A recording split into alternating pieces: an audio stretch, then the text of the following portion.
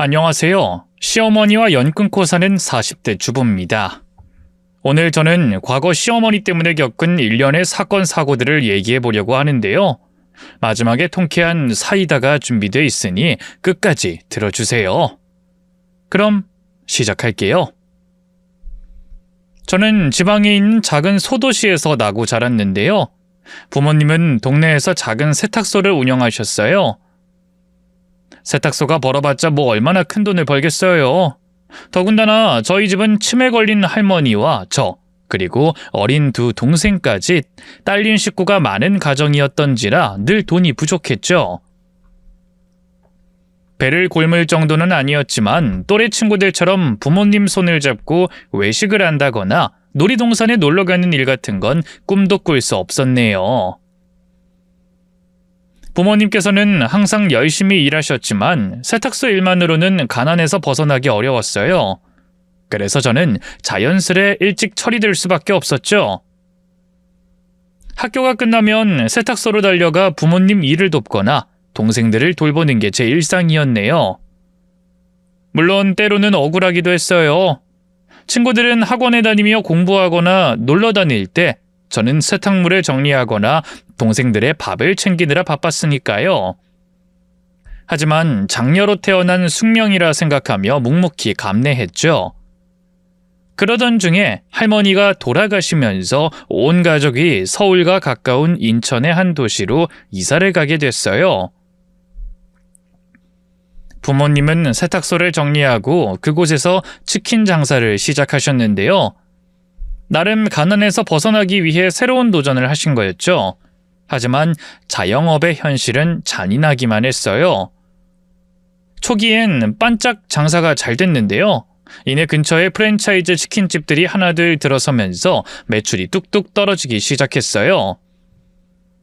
손님이 줄어드는 걸 보며 부모님은 어쩔 줄 몰라 하셨죠. 당장 가게를 접을 수도 없었어요. 창업하는 데 들어간 기회비용이 있었으니까요. 여보, 어떡하지? 당장 이번 달 월세 낼 돈도 빠듯한데. 매출이 안 나오면 지출을 줄여야지. 당신 가게 혼자 볼 수 있겠어? 배달원들 정리하고 내가 직접 배달 뛸게. 뭐? 너무 힘들지 않겠어? 당신 안 그래도 허리 아픈데. 뭐 어쩌겠어. 어떻게든 버텨봐야지.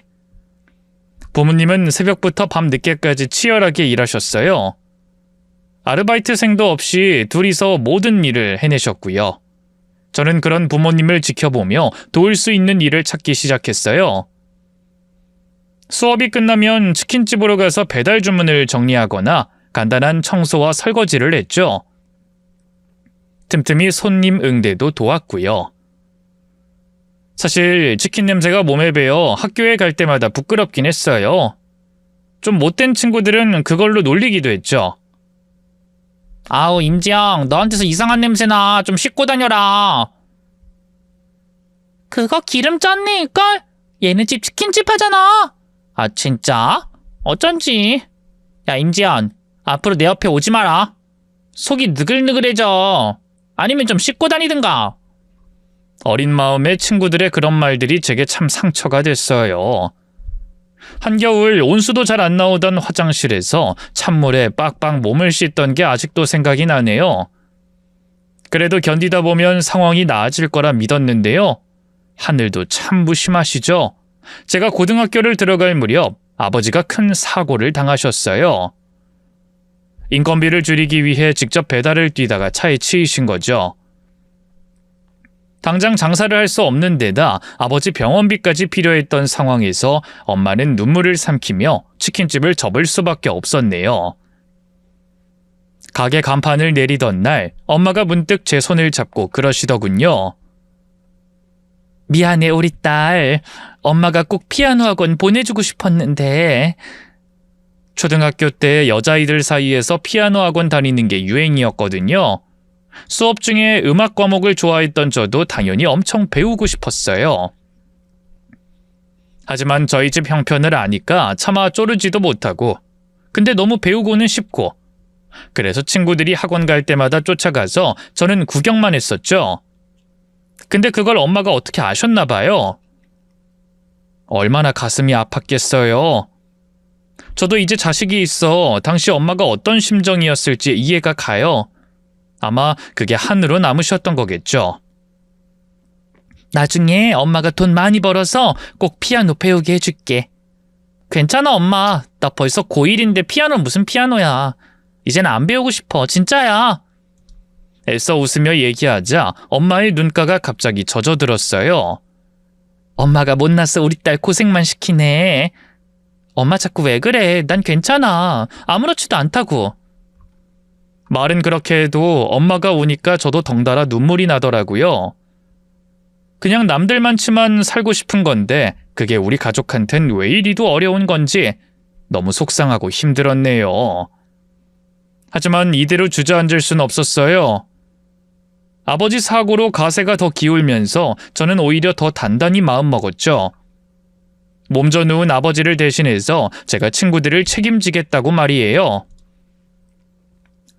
학교를 다니며 신문 배달, 전단지 돌리기 같은 알바를 쉴 새 없이 했고요. 졸업 이후엔 바로 취업 전선에 뛰어들었어요. 운이 좋았는지 때마침 모 대기업에서 고졸 계약직 채용 공고를 냈고요. 필사적으로 준비한 덕택에 당당히 합격할 수 있었죠. 계약직이라 해도 대기업이다 보니 월급은 나쁘지 않았어요. 그 돈으로 밀린 아버지 병원비도 내고요. 식구들 먹을 쌀과 생필품도 살 수 있었죠. 얼마 안가 아버지도 무사히 퇴원하셨고요. 식당 일과 아버지 병고안을 병행하던 엄마도 한결 편해지셨죠. 집이 안정을 되찾은 원천은 결국 돈이었어요. 그래서 저는 더욱더 열심히 회사 생활에 매진했죠. 어떻게든 정규직이 되고 싶었거든요. 하지만 고졸이다 보니 아무래도 한계가 있었는데요. 어느 날 동료로부터 사내 동호회 활동을 제안받았어요. 대기업이라 그런 문화적 복지가 잘 돼 있는 편이었거든요. 하지만 전 관심 없어서 거절했는데요. 이어진 동료의 말이 제 구미를 당기게 했죠. 지영 씨는 이런 데 관심 없어요? 대표님이 이런 사내 문화를 엄청 좋아하셔서 나중에 승진하거나 계약 연장할 때도 점수 좀 딸 텐데. 진짜요? 동호회 활동이 그런 데 반영이 돼요? 그럼요. 다 되죠. 우리 대표님이 직원들끼리의 화합, 협조성 뭐 이런 걸 많이 보잖아요. 그럼 저 할게요. 그렇게 다소 불순한 목적을 갖고 동료를 따라 사내 동호회에 들어갔어요. 제가 가입한 곳은 연극 관람 동호회였죠. 평소 연극엔 그다지 흥미가 없었지만 그래도 평일엔 일 대신 문화생활을 즐기니까 좋긴 하더군요. 그날도 그랬어요. 업무가 끝나고 동호회 사람들과 함께 단체로 연극을 보러 갔는데요. 보통 함께 연극을 관람하고 끝난 뒤엔 근처 카페로 이동해 이런저런 얘기를 나누는 게 코스였죠. 그런데 카페로 가던 중 길목에서 우연히 거리에 피아노를 보게 됐어요. 왜 가끔 밖에다 피아노 내놓고 아무나 칠 수 있게 해두는 곳 있잖아요. 거기가 그런 곳이었죠. 민수씨, 피아노 좀 친다고 하지 않았어? 한번 쳐봐. 에이, 남들 앞에서 연주할 정도는 못 돼요. 아, 왜? 부담 갖지 말고 한번 쳐봐. 자, 박수! 넉살 좋은 동료 한 명이 박수로 다른 동료의 피아노 연주를 독려했어요. 저보다 4살 연상의 영업지원팀에서 일하는 남자 대리님이었는데요. 서글서글한 성격에 일도 잘해서 많은 동료들이 좋아하는 사람이었죠. 대리님이 쑥스러운 듯 피아노 앞에 앉을 때까지만 해도 별 기대가 없었는데요. 대리님이 손을 움직여 연주를 시작하자 깜짝 놀라고 말았어요. 그도 그럴 게 정말 너무 잘 쳤거든요. 길거리를 지나던 사람들까지 발길을 멈추고 연주를 감상할 정도였죠. 저도 피아노 연주에 빠져들었지만 한편으로는 마음이 먹먹해졌어요. 어릴 적 피아노를 배우고 싶었지만 가정 형편 때문에 배울 수 없었던 기억이 떠올라서 말이죠. 발도둠한 채 창틀에 매달려 친구들이 피아노 배우는 걸 훔쳐보던 어린 시절의 나로 돌아간 기분이었네요. 저도 모르게 눈물이 나 얼른 고개를 숙이고 눈가를 훔쳤는데요. 그걸 하필이면 대리님이 보셨나 봐요. 카페로 이동해 다 같이 커피를 마시는데 그 대리님이 슬그머니 제 곁에 앉아 말을 걸었어요. 지영씨, 아까 혹시 울었어요? 네? 네? 아닌데요. 아니긴 다 봤는데 내 연주가 눈물 날 만큼 감동적이라 그랬던 건 아닐 테고 혹시 무슨 일 있어요? 대리님의 부드럽고 낮은 목소리에 왠지 모르게 마음이 말랑말랑해졌어요. 그래서 저도 모르게 입을 열었죠. 그게 실은 저 어릴 때 피아노 배우는 게 꿈이었거든요. 피아노 배우는 게 꿈이었다고요? 근데 왜 안 배웠어요? 집안 형편이 좀 어려워서요. 피아노 학원을 다닐 수가 없었어요. 그래서 피아노 학원 다니는 친구들 쫓아다니면서 먼발치에서 보기만 했는데 갑자기 그때 생각이 나서 좀 울컥했나 봐요. 괜히 저 때문에 놀라셨죠? 죄송해요. 대리님은 한동안 침묵한 채 아무 말도 하지 않았어요. 그러다 불쑥 뜻밖의 제안을 하더군요.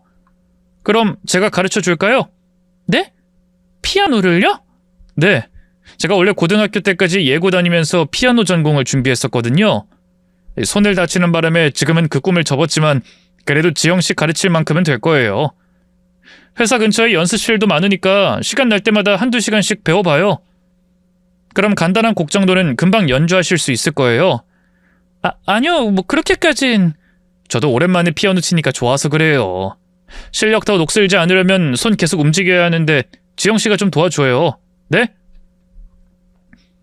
누가 봐도 저를 배려해서 하는 말이라는 걸 알았지만 일순 마음이 혹했고요. 저도 모르게 고개를 끄덕이고 말았어요. 그렇게 저는 대리님에게서 피아노를 배우게 됐죠. 평일에 두세 번 퇴근 후 따로 시간을 내서 배웠는데요. 대리님은 초보자인 저를 정말 세심하고 열정적으로 가르쳐줬어요.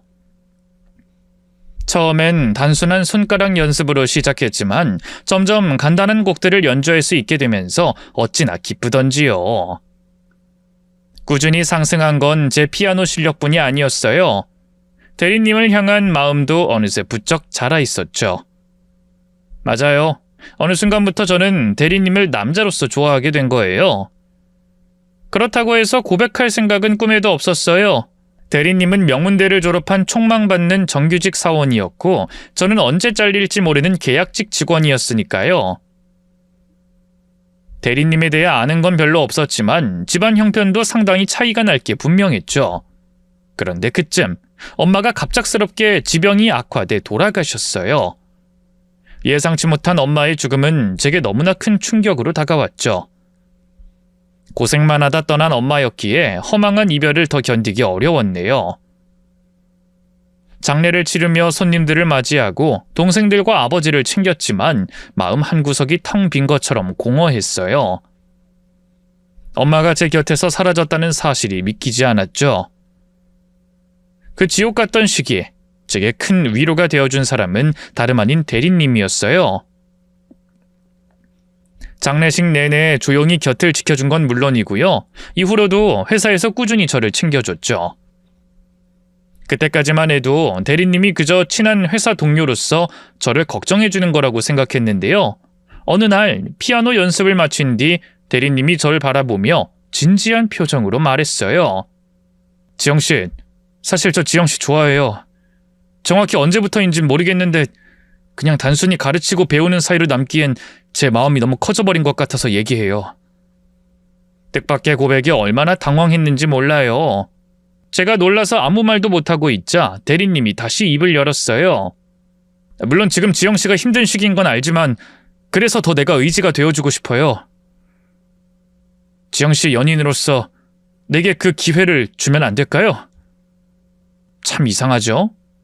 그 순간 갑자기 왈칵 눈물이 났어요. 대리님이 놀라서 휴지를 꺼내 저를 달래줬고요. 정신을 차려보니 어느새 둘이 길고 긴 입맞춤을 나누고 있었죠. 저는 그 어떤 말도 필요 없었네요. 이후 저희는 연인 사이로 발전했고요. 서로의 마음을 나누며 더 깊은 관계로 이어졌어요. 사귄 지 채 1년도 안 됐을 무렵 남자친구가 먼저 결혼 이야기를 꺼냈죠. 남자친구의 청혼에 기쁘면서도 걱정이 앞섰어요. 사귀면서 알게 된 사실이지만 남자친구 아버지는 고위 공무원이셨고요. 어머니도 제법 큰 규모의 화장품 사업체를 운영하고 계셨거든요. 요즘 애들 말로 하면 남자친구는 소위 말하는 금수저 집안이었던 거죠. 반면 저는 흙수저의 대표격이었어요. 아버지는 허리가 아파 일을 못한 지 꽤 오래되셨고요. 두 동생은 각각 취업과 대입을 준비하고 있어 거진 제가 다 먹여 살리고 있었으니까요. 하지만 남자친구는 그런 건 하나도 신경 쓸 거 없다고 하루빨리 저와 가정을 꾸리고 싶다고 하더군요. 사랑하는 남자가 그렇게 말하는데 어떤 여자가 흔들리지 않겠어요? 결국 저도 남자친구의 청혼을 수락했고요. 그렇게 남자친구네 집에도 인사를 드리러 가게 됐죠. 어느 정도 각오했던 일이긴 하지만 남자친구 부모님은 저를 마음에 들어하지 않으셨어요. 첫 대면은 고급 레스토랑에서 이루어졌는데요. 고급 브랜드 옷과 액세서리로 치장한 남자친구의 부모님을 보면서 시작부터 주눅이 들더라고요. 자리에 앉은 순간부터 긴장감을 감출 수 없었죠. 그리고 그 긴장감을 더 악화시킨 건 예비 시어머니의 날카로운 첫 질문이었어요. 인사치레도 없이 대뜸 직장에 대한 얘기를 꺼내더군요. 그래요, 지영양. 우리 민수랑 같은 회사 다닌다고요? 아, 네. 정규직은 아니고요. 2년 단위로 계약 연장하고 있어요. 그 순간 예비 시어머니가 눈살을 찌푸리며 남자친구를 쳐다봤어요. 계약직? 아니 민수 너 그런 말은 없었잖아. 그냥 같은 회사 동료라며? 계약직이면 뭐 같은 회사 동료 아니에요? 그런 걸 못 따져요, 어머니. 너 일부러 말 안 한 거니? 알았으면 나랑 네 아버지 이 자리에 안 나왔다. 집은 좀 키우는 것 같아도 너랑 같은 회사라니 본인이 능력이 좀 있나 보다 하고 온 건데. 지영양, 그럼 대학은 어딜 나온 거죠? 솔직하게 얘기해야 할 거예요. 예비 시어머니의 윽박지르는 말투에 너무 당황스러웠고요. 이어진 질문에도 머리가 하얘졌죠. 학벌로 사람을 판단하는 질문이라는 걸 바로 느낄 수 있었거든요. 저는 애써 당황한 마음을 숨기며 입을 열었어요. 저는 고등학교 졸업하고 바로 취업을 했습니다. 그때 아버지가 교통사고로 많이 다치셔서 제가 장녀로서 집안을 책임져야 했거든요. 그 말을 듣자마자 예비 시어머니의 눈썹이 꿈틀하는 게 느껴졌어요. 예비 시어머니는 이후로 한마디도 하지 않으셨고요. 냉랭한 표정으로 식사에만 집중하셨죠. 예비 시아버지는 그래도 비교적 상냥하게 말씀하시더군요. 지영양, 열심히 살았나 보군요. 보기 좋네요. 아, 네, 감사합니다. 하지만 그 역시 거칠일 뿐 예비 시아버지 역시 저를 마음에 들어하지 않는 건 자명했죠. 그렇게 불편한 식사 자리가 끝나고 남자친구가 절 집까지 데려다 주겠다고 했는데요. 차에 타자마자 남자친구가 한숨을 쉬며 말했어요. 미안해, 지영아. 우리 어머니 말이 좀 심했지. 원래 그런 분이 아닌데. 저는 애써 미소를 지었어요. 아니야, 그럴 수도 있지. 나도 긴장해서 생각보다 너무 딱딱하게 군 것 같네. 너무 걱정하지 마. 내가 어떻게든 우리 부모님을 설득할 거니까. 넌 그냥 마음 편하게 기다려줘. 응, 그럴게. 대답은 그렇게 했지만 속으론 심란함이 몰려왔어요. 과연 결혼할 수 있을까 하는 걱정도 들었고요. 설사 결혼한다 해도 시부모님과 잘 지낼 수 있을지 의문스러웠죠. 그런데 웬걸, 며칠 뒤 예비 시어머니에게서 따로 연락이 왔어요. 할 말이 있다고 남자친구 모르게 만나자고 하더군요. 그때부터 예감이 안 좋았는데요. 아니나 다를까 만나자마자 예비 시어머니가 제게 단도직입적으로 말씀하시더군요. 지영양, 우리 민수랑 더는 만나지 말았으면 해요. 그 말을 듣는 순간 머리가 띵했어요. 당황해서 뭐라 대답해야 할지 머뭇거리고 있는데 갑자기 예비 시어머니가 가방에서 봉투를 꺼내 제 앞에 놨어요. 이거 받아요. 그렇게 큰 돈은 아닌데 헤어진다고 하면 이거에 2배는 더 줄 수 있어요. 마치 삼류 드라마에나 나올 법한 상황을 제가 겪다니 황당했어요. 무엇보다 너무 치욕스러웠죠. 모욕감에 덜덜 떨고 있는데 예비 시어머니가 우아하게 커피를 한 모금 마시며 말했어요. 망설이지 말고 받아요. 그게 지영양이나 우리 민수 모두를 위해 좋은 선택이에요. 화를 참고 있는 걸 망설이는 걸로 보다니 기가 막히더군요.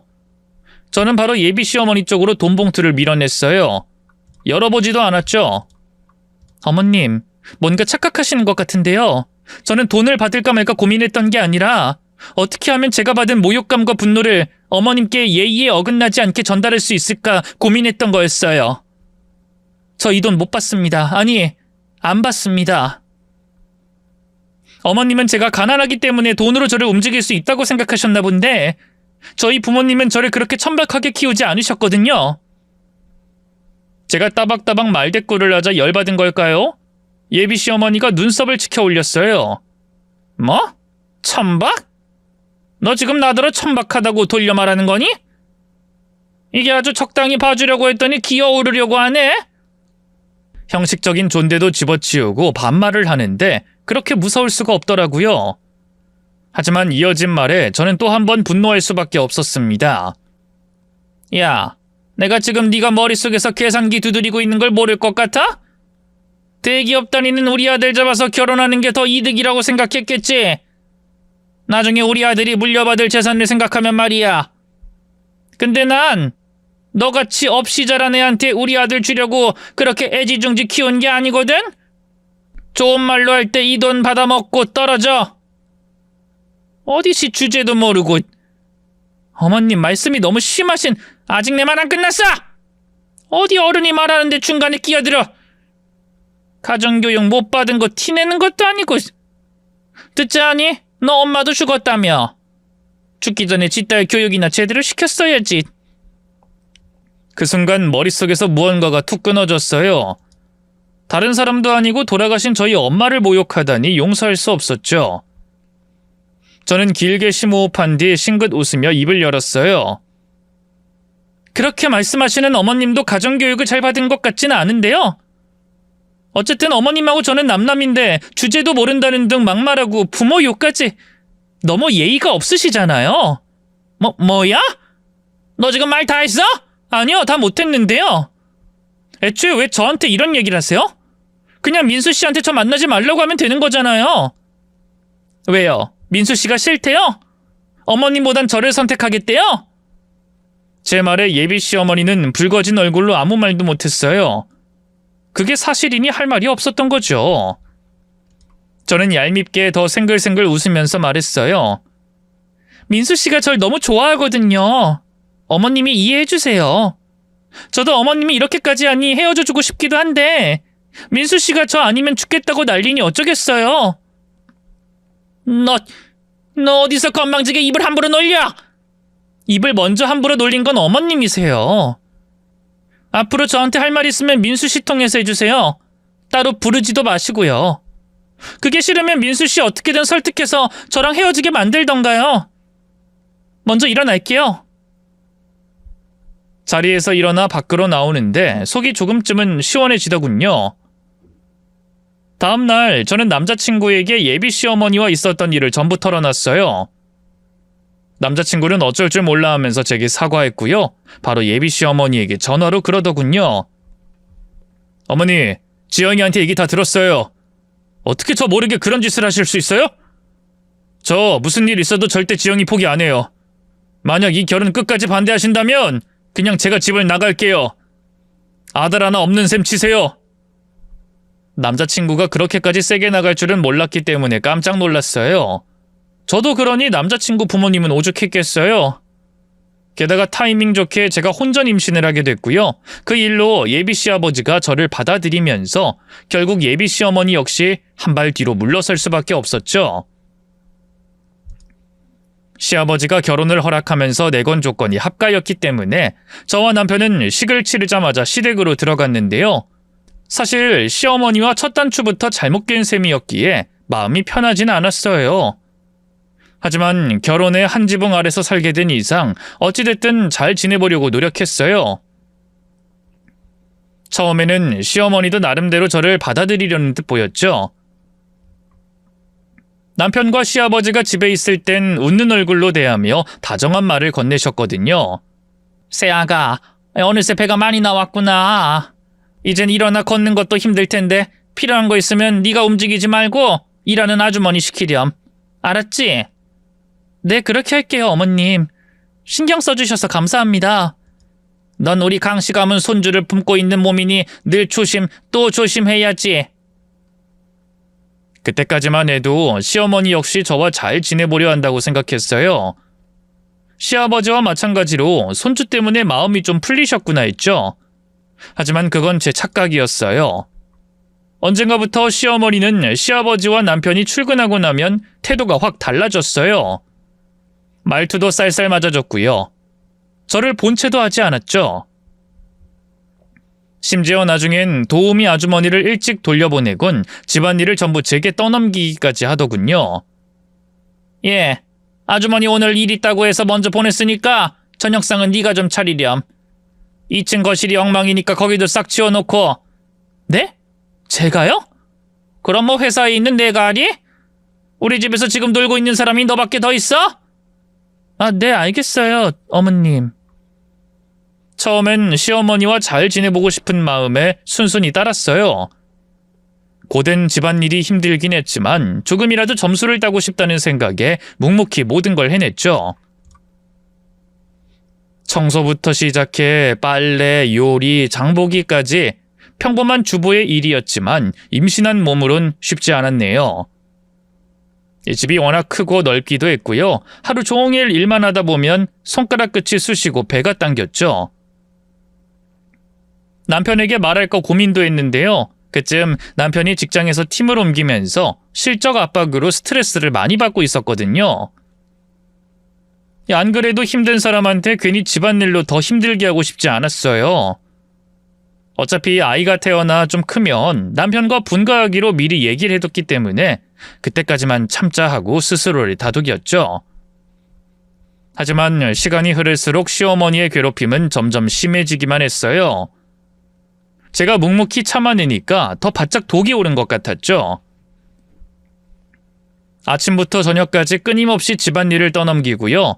본인이 회사에서 일할 땐 CCTV로 그 모든 걸 감시했어요. 그리고 조금이라도 제가 앉아서 쉬고 있으면 바로 전화에 닥달을 했죠.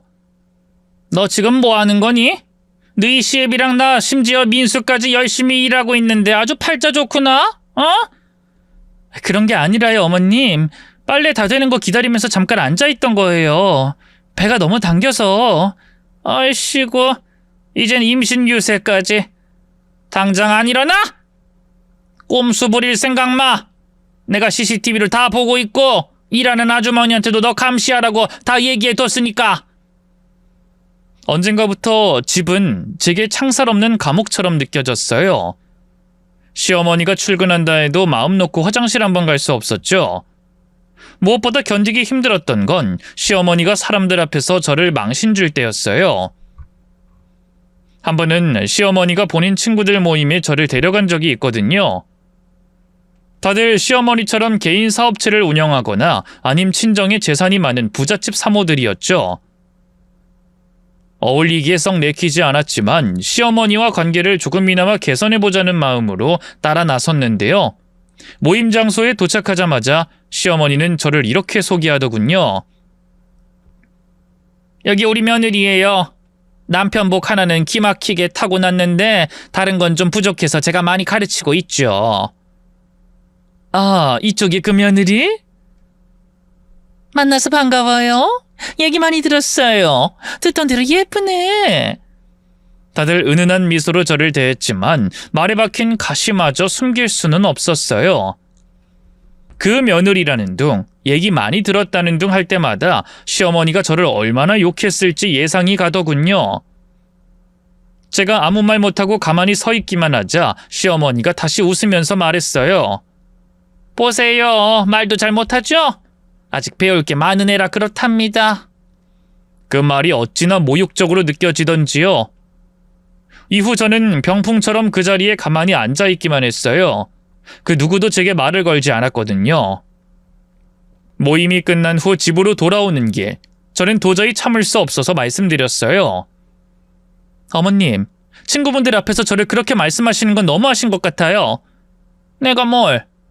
남편복 하나는 기가 막히게 타고났다는 둥, 배울 게 많다는 둥, 은근하게 저를 깎아내리셨잖아요. 그러자 시어머니는 싸늘한 표정으로 말했죠. 내가 사실을 말한 게 뭐가 문제니? 그럼 뭐 거짓말이라도 해야 하니? 그때 깨달았어요. 제가 아무리 노력한다 해도 시어머니는 제게 곁을 내어주지 않을 거라는 걸 말이죠. 그러니 모든 게 탁 놓아지면서 오히려 마음이 편해지더군요. 저는 시어머니 앞에서 참지 않겠다 다짐했죠. 이후 저는 시어머니가 뭘 시키든 아무것도 하지 않았고요. 배가 너무 불러 몸을 움직이기 힘들다는 핑계로 일하는 아주머니를 제 손발처럼 부렸어요. 시어머니가 뭐라고 하면 남편과 시아버지를 방패로 내세웠죠. 어머님, 지금 일하는 아주머니가 있는데 저한테 이 넓은 집을 다 쓸고 닦으라는 거예요? 심지어 김치까지 담그고요? 뭐 하라고 하시면 할 수야 있는데요. 뱃속에 튼튼이가 그걸 감당할지 모르겠어요. 그 이하고도 한번 상의를 해봐야 할 것 같은데 아버님하고도요. 괜찮으시겠어요? 너 지금 날 협박하는 거니?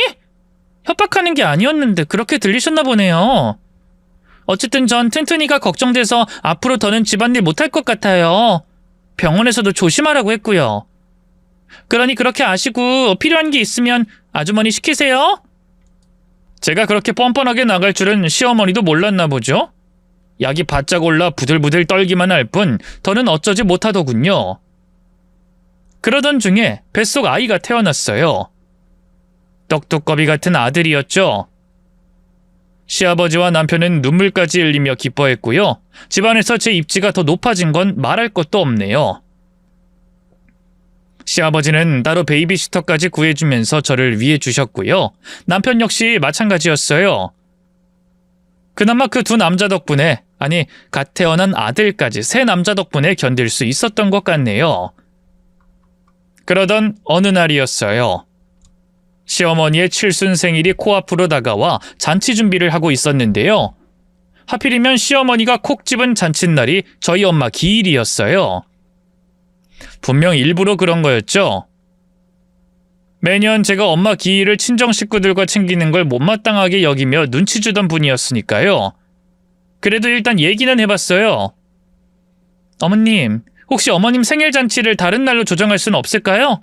그날이 친정엄마 기일이라서요. 어머, 이를 어쩌지? 참석하는 지인들이면 친척들 다 되는 날이 그날밖에 없어서 말이다. 그래요?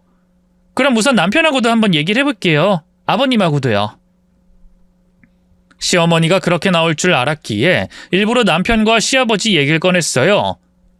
그러자 시어머니가 눈썹을 꿈틀하더니 다시 입을 열더군요. 됐다. 내가 한번 조율해보마. 괜히 남자들한테 얘기해서 일 복잡하게 만들지 말거라.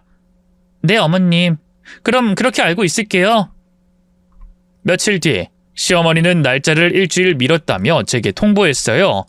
대신 예약해둔 호텔 대관이 취소됐다며 집에서 해야 할 것 같으니 제게 전부 준비하라고 하더군요. 뭐 그 정도쯤은 예상했기에 알겠다고 했어요. 시어머니가 한 발 양보했으니 저도 그쯤은 해줄 수 있다고 생각했죠. 그때만 해도 꿈에도 몰랐어요. 시어머니가 어떤 악독한 꾀를 부리고 있는지 말이죠. 친정엄마의 기일 당일이었어요. 아들은 너무 어려 시터 아주머니에게 맡겨두고요. 저는 아침 일찍부터 친정으로 갈 준비를 하고 있었는데요. 늘 도와주던 남편은 하필 그 주에 해외 출장이 잡혀 함께할 수 없게 됐죠. 막 현관문을 나서려는데 웬걸? 시어머니가 갑자기 절 붙잡는 거예요. 얘, 너 지금 어디 가니? 네? 친정 가는데요. 오늘 저희 엄마 기일이잖아요. 미리 말씀드렸는데. 그러자 너무나 충격적인 답변이 돌아왔어요. 뭐? 어머, 내가 얘기를 못했구나. 내 칠순잔치 날짜 조정하는 게 잘 안 돼서 다시 오늘로 바뀌었거든. 당장 이따 1시에 다들 집으로 올 텐데 어떡하지? 네? 아니 그걸 지금 말씀하시면... 시어머니는 어쩔 줄 몰라 하며 제 눈치를 보는 게 일부러 그런 것 같진 않았어요. 하지만 그렇다고 해서 당장 친정엄마 기일을 나 몰라라 하고 시어머니 생일 잔치상을 차릴 순 없잖아요. 저는 단호하게 입을 열었어요.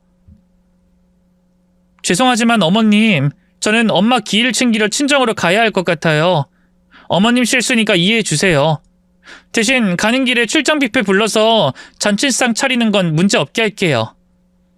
오시는 손님들한테는 어머님이 말씀 좀 잘 해주시고요. 설마 제가 그렇게 나올 줄은 몰랐던 걸까요? 시어머니의 표정이 대번에 구겨졌어요. 뭐야? 너 지금 그걸 말이라고 하니? 다른 것도 아니고 네 시애미 칠순잔치인데 어떻게 그렇게 나 몰라라 해? 너네 엄마 기일이 뭐 처음이면 몰라. 벌써 옛저녁에 죽어 자빠진 사람인데 한 번쯤 건너뛴다고 뭐 큰일 나니? 아니, 건너뛰는 것도 아니지. 너희 아빠랑 동생들이 챙길 거 아니야? 저한텐 어머님 칠순만큼이나, 아니 그보다 더 저희 엄마 기일이 중요해요. 죄송해요. 아니, 얘가 또 가정교육 못 받은 티를 이렇게 내네. 죽은 사람 제밥보다 산 사람 생일밥을 먼저 챙기는 게 당연한 거 아니니? 너네 엄마 제사상 차릴 생각 말고 얼른 집안일이나 해. 기가 막혀서 진짜. 너 이렇게 가기만 해봐. 오늘 오는 친척들한테 아주 톡톡히 욕을 얻어먹을 테니까. 결국 우리 민수랑 너희 시애비 얼굴에도 먹칠하는 거야. 알아? 시어머니의 카랑카랑한 외침을 무시하고 그냥 집을 나섰는데요. 웬걸? 반쯤 갔을 무렵 친정아버지한테서 연락이 왔어요. 시어머니가 한 발 빠르게 연락해 아버지한테 오늘이 자기 칠순잔치라고 다 얘기를 해버린 거였죠. 그러지 말고 너만이라도 가서 사부인 생신 챙겨드려라. 여긴 나도 있고 지희랑 지석이도 있잖아. 응? 난 네가 시댁에서 잘 지냈으면 한다. 나도 다음 주인 줄 알아서 오늘 못 갈 것 같은데. 그럼 우리 집이 얼마나 경우 없는 집이 되겠어? 친정아버지가 그렇게까지 말하니 결국 저도 다시 집으로 돌아올 수밖에 없었어요. 혹시라도 딸이 시댁에 미운 털 박힐까 전전긍긍하는 그 마음을 차마 외면할 수가 없었거든요. 현관문을 열고 안으로 들어가니 시어머니가 득이양양한 미소로 저를 맞이하더군요. 왔니? 손님들 오기 전에 얼른 준비해야지.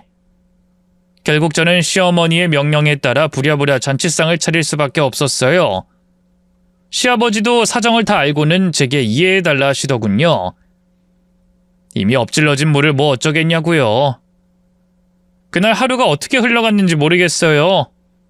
시어머니는 여왕처럼 잔치상 가운데 앉아 손님들과 하하호호 웃고 떠들고요. 저는 이리 뛰고 저리 뛰며 바쁘게 움직였죠. 일하는 아주머니가 먼저 퇴근하는 바람에 그날 새벽까지 혼자 설거지까지 해야 했고요. 시어머니가 또 심술을 부린 게 분명했죠. 몸이 고단한 것도 서러웠지만 무엇보다 친정엄마의 기일을 제대로 챙기지 못했다는 죄책감이 저를 무너뜨렸어요. 그래도 어떻게든 꾹꾹 참아보려 했죠. 그렇게 늦은 새벽, 부엌 일을 다 마무리하고 방으로 들어가려 했는데요. 마당 쪽에서 누군가 서성거리는 게 보이지 않겠어요? 혹시 도둑인가 싶어 조심스레 뒷문으로 나가보니 다름 아닌 시어머니였어요. 평소 친하게 지내던 여사님과 깔깔대며 통화를 하고 있더군요. 아이 그래. 결국 지 엄마 기일도 못 챙기고 오늘 죽어라 내 생일상이나 차렸지. 아유 어찌나 쌤통이던지. 박 여사도 참... 내가 정말 실수했겠어. 일부러 그런 거지. 고년 골탕 좀 먹이려고. 그 말을 듣는 순간 머릿속이 하얗게 변했어요. 시어머니가 저를 미워한다는 건 알고 있었지만 설마 친정엄마 기일도 못 챙기게 일부러 그랬을 줄은 꿈에도 몰랐거든요. 하지만 충격적인 일은 거기서 끝이 아니었어요. 시어머니는 차마 입에도 담을 수 없는 말로 돌아가신 저희 친정엄마를 모욕하더군요. 그녀 나한테 하는 꼴 보면 그녀 내미도 어떤 여자였을지 뻔해. 배운 거 하나 없이 무식하고 천박했겠지. 한번 만나본 적도 없는 여자지만 너무 열받는다니까. 딸을 왜 그따위로 키워서 날 이렇게 힘들게 하는지. 마음 같아선 무덤이라도 파헤쳐서 따지고 싶다니까. 아니 근데 또 웃긴 게 뭔 줄 알아? 내가 그 여자 사진 한번 봤는데 진짜 지 딸년이랑 똑같이 생겼더라고. 뻔해. 그 반반한 낯짝으로 술집 여자처럼 이 남자 저 남자 꼬시고 다녔겠지. 우리 아들이 며느리년한테 홀랑 넘어간 것처럼 말이야. 아우 열받아. 아유 오 여사, 그래도 죽은 여잔데 말이 좀 심한 것 같다. 심하긴 뭐가 심해. 내가 며느리 때문에 당한 게 얼만데. 그래도 이 살이라도 날리면 어떡해. 이미 죽어 나자빠진 여자가 살을 날리긴 무슨. 살았어도 내 앞에선 찍소리도 못했을걸? 어딜 감히? 시어머니의 얘기를 듣는 동안 손이 덜덜 떨리고 머리가 핑 돌았어요. 사람이 너무 화가 나면 그렇게 되더군요. 돌아가신 친정엄마를 말로 몇 번이고 짓밟고 능욕하는 시어머니를 용서할 수 없었어요. 당장 뛰어나가 머리채를 잡고 뺨을 올려붙이고 싶었는데요. 그것만으로는 부족하다는 생각이 들더군요. 그동안 저 따위 말을 들으며 우리 엄마가 저승에서 얼마나 한이 맺혔겠어요. 단순한 메타작으로는 안 됐어요. 제대로 된 피해 복수가 필요했죠. 이튿날 날이 밝자마자 바로 흥신소를 찾아갔어요. 그리고 시어머니에 대해 먼지 한 톨까지 탈탈 털어 달라고 의뢰했죠. 꽤나 큰 돈이 들어갔지만 그깟 돈이 문제가 아니었네요. 약 일주일 뒤 흥신소 직원에게서 연락이 왔는데요. 역시나 그 못된 성품만큼이나 수많은 잘못을 저질러 왔더군요. 당장 나락으로 보내기엔 충분했죠. 하지만 저는 침착하게 때를 기다렸고요. 조만간 기회가 왔죠. 친척들이 저희 집으로 다 모이는 날이었어요. 시어머니가 주최한 가족 모임이었는데요. 보통 이럴 때면 시어머니는 온갖 호들갑을 떨며 본인의 품격과 위엄을 과시하곤 했죠. 그날도 예외는 아니었어요. 이번에 어디 복지단체에 기부를 했다는 등 회사 매출이 엄청 뛰었다는 등 자랑을 멈추지 않더군요. 식사를 마친 뒤 다들 후식을 먹기 시작했을 때 저는 일부러 가벼운 말투로 입을 열었어요. 저도 어머님이 너무 존경스러워요. 제가 특히 대단하다고 생각하는 건요. 어머님께서는 늘 주변 분들을 잘 챙기시는 거예요. 운전기사님이랑도 정말 가까우시잖아요. 어딜 가든 늘 함께 다니시고 밖에서 밥도 같이 먹고 부리는 사람한테 그렇게까지 곁을 내주기 쉽지 않잖아요. 그 말에 일순 사람들이 조용해졌어요. 식구들 중에 제 말에 담긴 속뜻을 읽어내지 못할 만큼 어리석은 사람은 없었으니까요. 역시나 당황한 시어머니가 더듬더듬 입을 열었죠. 무슨 소리라는 거니? 내가 김 기사한테 곁을 내주긴 무슨 밥 한 번 같이 먹은 적 없는데. 아니에요? 실은 제 친구가 얼마 전에 길 가다 어머님을 봤는데 김 기사님이랑 어머님이 호텔로 들어가는 걸 봤다고 해서. 그래서 전 같이 밥이라도 함께 하는 줄 알았죠. 그게 아니면 김 기사님이랑 어머님이 호텔로 같이 갈 일이 뭐가 있겠어요? 그러자 잠자코 있던 시아버지가 기가 막히던 표정으로 시어머니를 바라봤어요. 아니, 당신 지금 대체 이게 무슨 말이야? 김 기사랑 당신이 호텔을 왜 가? 아니에요. 얘 친구가 뭘 잘못 봤겠죠. 전 그런 적 없어요. 그래요? 제 친구가 이렇게 사진까지 찍어서 보내줬는데. 저는 바로 흥신소에서 보내준 사진이 담긴 핸드폰을 내밀었어요. 그 안에는 시어머니와 운전기사가 호텔 로비에서 팔짱을 끼고 있는 사진부터 다정히 차 안에서 끌어안는 모습까지 적나라하게 담겨 있었죠. 가족들은 충격에 말을 잃었고요. 시아버지는 손을 부들부들 떨며 자리에서 일어섰어요. 이게 대체 무슨 짓이야? 당신 정말 김 기사랑 그렇고 그런 사이야? 그게 아니에요. 여보 오해예요. 난 싫다고 했는데 김 기사가 먼저 접근해 온 거고. 더러운. 시아버지는 분노를 참지 못하고 그 자리에서 시어머니의 뺨을 때렸어요. 그리고 더 이상 듣고 싶지 않다는 듯 자리를 박차고 나가버렸죠. 여보, 잠깐 내 말 좀 들어봐요. 이후 집안 모임은 엉망이 되어버렸고요. 친척들은 시어머니의 외도를 욕하며 혀를 차다 가버렸어요. 남편 역시 당황한 표정으로 저를 바라봤죠. 당신 이 사진 정말 친구가 보내준 거 맞아? 아무리 봐도 전문가 솜씨인데. 고민하던 저는 남편에게 모든 진실을 이야기했어요. 그동안 제가 시어머니로부터 받은 온갖 부당한 괴롭힘과 친정엄마 기일 사건, 그리고 복수를 위해 흥신소에 시어머니 뒷조사를 의뢰한 것까지 전부 다 말이에요. 혹시라도 시어머니 편을 든다면 바로 이혼할 작정이었는데요. 남편은 혼란스러운 표정을 하면서도 제게 그러더군요. 그동안 내가 못 알아채서 미안해. 어머니가 당신을 마음에 안 들어 하신다는 건 알았지만 설마 그렇게까지. 미안해하지 않아도 돼. 내 복수는 아직 안 끝났으니까. 그래서 말인데 당신 이런 말해서 나야말로 미안하지만 당신 가족은 어머님이야? 아님 나랑 현수야? 시어머니와 저 중에 선택하라는 말이라는 걸 남편은 바로 알아들었어요. 망설이던 남편이 이내 결심을 마친 듯 입을 열었죠. 그야 내 가족은 당연히 당신이랑 우리 현수지. 근데 어머니하고 평생 연을 끊으라고 하면 그건 어떨지. 어쨌든 날 낳고 길러주신 어머니잖아. 그래, 일단은 그 정도 결심이면 됐어. 내가 하는 일 말리거나 방해하지만 마. 이후 저는 흥신소에서 넘겨받은 자료를 바탕으로 시어머니 회사를 탈탈 털었어요. 시어머니가 운영하던 화장품 회사는 겉으로는 성공한 기업처럼 보였지만 안으로는 온갖 비리와 탈세가 가득한 곳이었죠. 직원들의 급여를 허위로 신고한 내역, 세금을 피하기 위해 작성한 가짜 거래 명세서, 그리고 불법적인 수입 재료 사용까지 그야말로 문제투성이 회사였네요. 저는 준비한 모든 자료를 세무서와 경찰에 제출했어요. 흥신소에서 준 자료들은 철저히 검증된 것이었기 때문에 조사관과 경찰들의 관심을 끌기에 충분했죠. 얼마 지나지 않아 세무조사관들이 시어머니 회사에 들이닥쳤어요. 회사의 회계장부와 서류를 모두 압수해갔고 직원들과 관계자들을 불러 신문했죠. 세무조사와 경찰 수사가 진행되면서 시어머니의 불법 행위들이 하나둘씩 세상의 모습을 드러냈어요. 세금 탈루 액수만 해도 수십억 원대였고요. 허위 거래 내역으로 회사 자금을 횡령한 사실도 밝혀졌죠. 회사는 곧바로 운영 중단 명령을 받았고요. 시어머니는 법정에 서야 했습니다.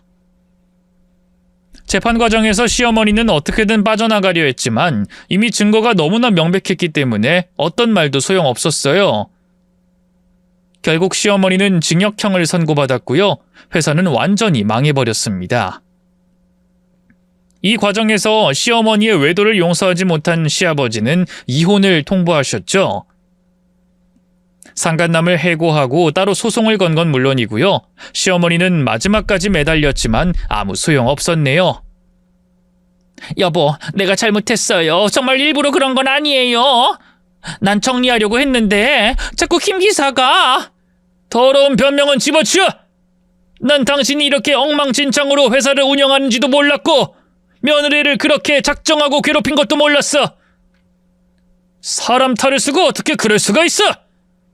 여보, 며느리 그년이야말로 정말 악독한 년이에요. 작정하고 저한테 누명을 씌운 거라고요. 전 억울해요, 정말. 끝까지 반성을 안 하는군. 정말 뻔뻔한 여자야. 다신 내 눈앞에, 아니 우리 식구들 앞에 나타나지 마. 알겠어? 이후 시어머니는 바로 교도소로 들어갔고요. 얼마 안가 출소하긴 했지만 여전히 비참한 삶을 살고 있어요. 다 늙어서 이혼당하고 회사까지 망한 여자를 누가 거들떠 보겠어요? 남편에게도 지독하게 굴었는지 그래도 최소한의 자식된 도리를 하려던 남편마저 결국 등을 돌렸죠. 여보, 난 우리 어머니가 그렇게까지 바닥인 줄 몰랐어. 바보같이. 이제 나도 더는 우리 어머니 안 보려고 해. 애초에 당신한테 한 짓들 생각하면 그게 맞는 것 같아. 나야 그래주면 고맙지만 괜찮겠어? 그럼 나한테 제일 소중한 건 당신인걸. 현재 저는 행복하게 잘 살고 있어요. 시아버지의 배려로 따로 분가에 나와 살고 있는데요. 그 사이 예쁜 딸아이도 한 명 더 태어났고요. 조금씩 틈날 때마다 제 취미생활도 즐기고 있답니다. 이제서 진정한 행복을 찾은 것 같다고나 할까요? 하늘에 계신 저희 친정엄마도 이런 저를 보며 환하게 웃고 계시겠죠. 긴 얘기 들어주셔서 고맙습니다. 모두 행복하세요.